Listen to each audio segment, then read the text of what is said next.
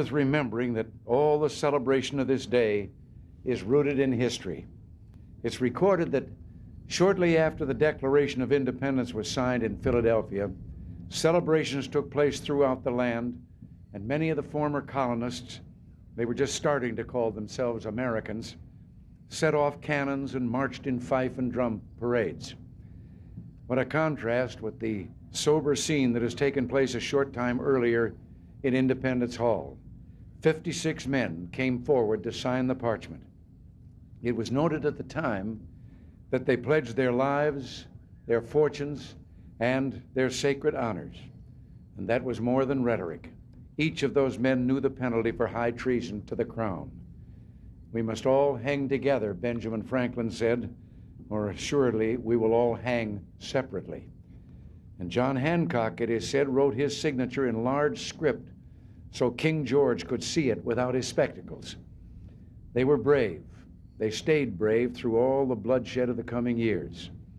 Their courage created a nation built on a universal claim to human dignity, on the proposition that every man, woman, and child had a right to a future of freedom.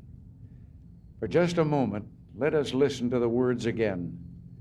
We hold these truths to be self-evident, that all men are created equal, that they are endowed by their Creator with certain unalienable rights, that among these are life, liberty, and the pursuit of happiness.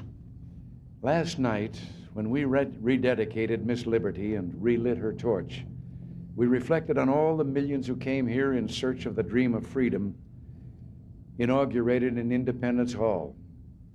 We reflected, too, on their courage in coming great distances and settling in a foreign land and then passing on to their children and their children's children the hope symbolized in this statue here just behind us, the hope that is America. It is a hope that someday every people and every nation of the world will know the blessings of liberty. And it's the hope of millions all around the world. In the last few years, I've spoken at Westminster to the Mother of Parliaments, at Versailles, where French kings and world leaders have made war and peace.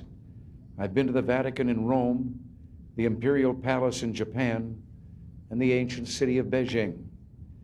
I've seen the beaches of Normandy and stood again with those boys of Pointe du Hoc who long ago scaled the heights